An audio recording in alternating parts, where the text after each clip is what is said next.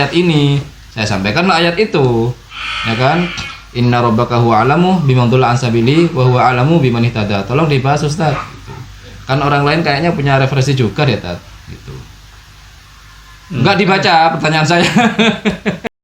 Assalamualaikum warahmatullahi wabarakatuh. Halo teman-teman, ketemu lagi dengan Lu Abang Desa ya di channel Mr. Good. Yuk mari kita ngobrol di channel ini.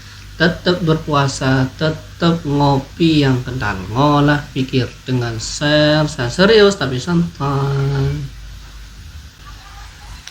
Oke teman-teman, banyak orang yang mengaku pindah dari Muhammadiyah ke Wahabi Salafi katanya, atau dari NU katanya pindah ke Wahabi Salafi. Tapi yang pasti NU yang nggak ngerti tentang NU-nya sendiri. Biasanya orang-orang yang pindah itu NU yang nggak ngerti NU sendiri.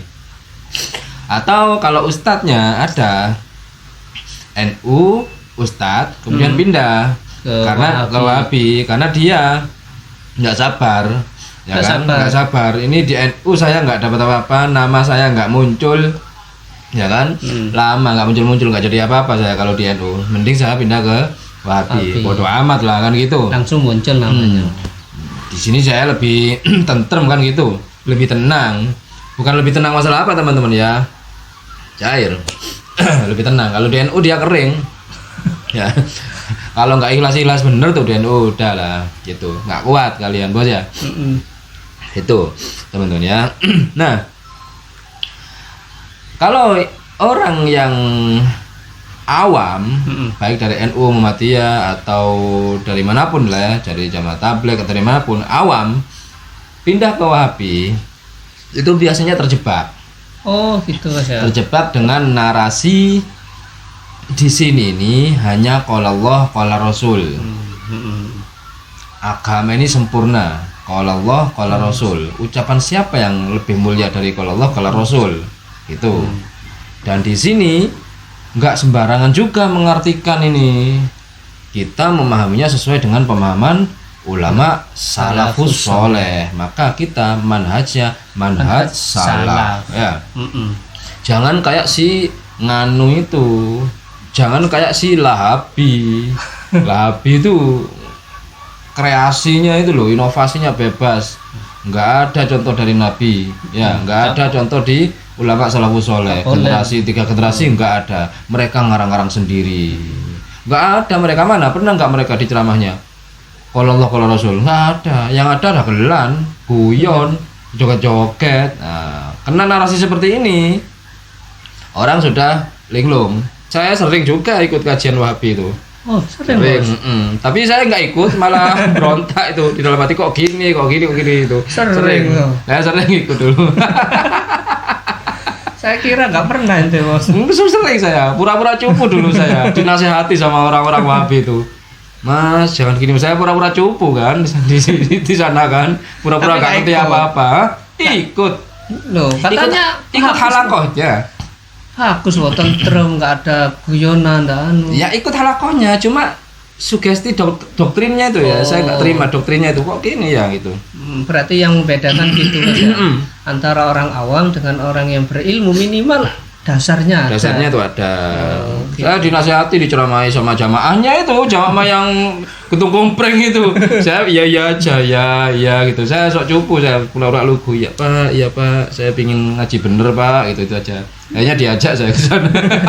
Ngirim surat kan ya. Kalau nggak dijawab, saya nggak ikut lagi. Kalau dijawab, saya dengar, saya ingin tahu jawabannya apa itu. Saya tulislah ayatnya itu.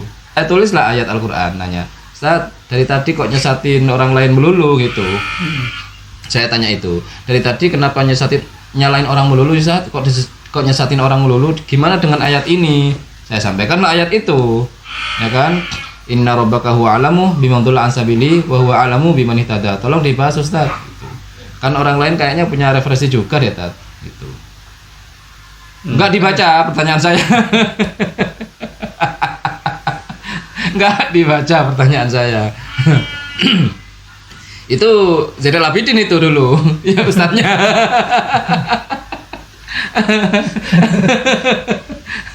Dulu waktu saya di Bekasi itu, Bekasi, Bogor tuh kan banyak kalau di Bogor tuh ya. Gitu aja. Ya dulu gitu. Karena nggak semua orang Paham, Bos. mau bertanya, Bos, kepada orang yang paham, maka kita akan tampilkan untuk mewakili saja, Bos ya. Ada seseorang yang diajak temennya untuk ikut manhaj salaf, ya. Kemudian dia bertanya kepada TGB, Tuan Guru Bajang di Lombok. Nah, ini bagus orang seperti ini, teman-teman. Ya. Dia tanya. Nah, maka untuk mewakili kalian yang nggak mau tanya, asal beyo aja ya, asal ngikut aja. Ini jawabannya, teman-teman. Terkait manhaj salaf ya. Ini.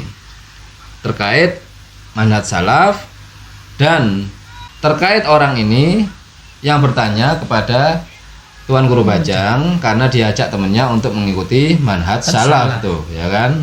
Berarti kan yang sekarang dia ikuti bukan bermanhaj salaf gitu, itu anu kan? Doktrinnya itu kan ya. Berarti kan yang Wahabi ini yang manhaj salaf kan itu. Yang sekarang kamu ini bukan manhaj salaf kan itu. Dengan narasi ditampakkanlah keburukan oknum-oknumnya itu kan begitu, Bos ya. Ya kan? Bismillahirrahmanirrahim. Menjelang berbuka ya, kita buka DM nih. Ada yang mend-DM saya kemarin. Salam Tuan Guru. Tuan Guru, ada teman ngajak saya ikut manhaj salaf. Menurut Tuan Guru gimana? Saudara, manhaj salaf itu dari dua kata. Manhaj itu artinya jalan atau metode. Salaf itu orang-orang terdahulu. Dan yang dimaksudkan di sini adalah 3 generasi awal Islam. Sebagaimana hadis Rasulullah sallallahu alaihi wasallam, khairul quruni qarni, tsummal ladzina yalunahum, tsummal ladzina yalunahum.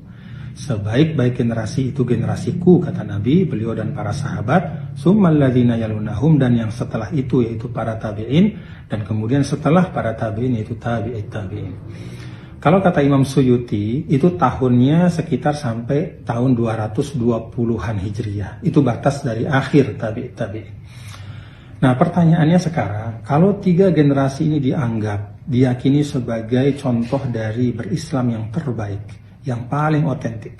Karena misalnya sahabat kan membersamai Nabi, kemudian para tabi'in langsung berguru kepada para sahabat, tabi'it tabi'in berguru kepada tabi'in. Maka salafus soleh inilah wajah dari berislam yang terbaik. Pertanyaannya, kita sudah 1000-an tahun setelah itu. Bagaimana kita mengetahui manhaj salaf itu? Nah, saudara, kita perlu bersyukur bahwa sebagai umat Islam kita punya tradisi keilmuan yang nyambung. Ya. Nah, di dalam fikih misalnya, itu ada 4 mazhab utama dalam dunia Islam. Pertama, mazhab Hanafi, Imam Abu Hanifah wafat 150 Hijriah. Kemudian mazhab Maliki, Imam Malik itu wafat 179 Hijriah. Kemudian ketiga Imam Syafi'i wafat 204 Hijriah. Dan yang terakhir Imam Ahmad 241 Hijriah. Nah, kalau kita lihat, maka 3 dari 4 imam ini termasuk dari 3 generasi terbaik itu. Imam Abu Hanifah termasuk tabi'in, karena dia langsung berjumpa dengan beberapa sahabat Nabi. Imam Malik, Imam Syafi'i termasuk tabi'it tabi'in, karena berguru kepada para tabi'in. Dan Imam Ahmad, walaupun dia termasuk setelah tabi'it tabi'in, namun tetap dianggap salafus soleh, karena dia langsung berguru kepada Imam Syafi'i.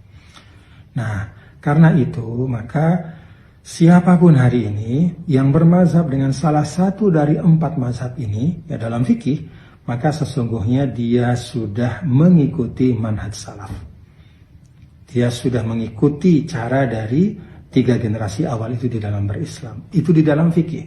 Nah, di dalam akidah, hampir semua ulama mengatakan bahwa manhaj dari Al-Imam Abul Hasan Al-Asy'ari, seorang ulama besar yang wafat pada tahun 324 Hijriah, adalah mazhab yang paling baik di dalam merepresentasikan manhaj as-salaf di dalam akidah. Nah, ini disampaikan oleh misalnya Imam Ibnu Asakir di dalam Tabyin Kadhibil Muftari. Beliau mengatakan, wa aktsarul ulama fi jami'il aqtar alaih. Sebagian besar mayoritas ulama di seluruh dunia Islam itu mengikuti mazhabnya Abul Hasan. Wa a'immatul amsar fi sairil a'sar yad'una ilaih. dan imam-imam di seluruh negeri-negeri Islam itu selalu mengajak untuk mengikuti mazhab Abul Hasan Al-Asy'ari. Karena itu beliau disebut oleh Imam Tajuddin As-Subki sebagai Syaikhu Tariqati Ahli Sunnah wal Jamaah, pemimpin dari Ahli Sunnah wal Jamaah. Nah, karena itu di dalam akidah, kalau hari ini siapapun yang mengikuti mazhab Asy'ari, maka sesungguhnya insya Allah dia adalah termasuk Ahli Sunnah wal Jamaah, dan dengan demikian insya Allah juga termasuk mengikuti manhaj as-salaf. Oke, itu tadi penjelasan dari Tuan Guru Bajang. Semoga bermanfaat bagi kita semuanya, dan semoga kita lebih bersikap bijak lagi. Yang baik-baik semuanya datang dari Allah, yang jelek-jelek datang dari kami. Mohon maaf. Wa akhirul kalam. Assalamualaikum warahmatullahi wabarakatuh. Waalaikumsalam.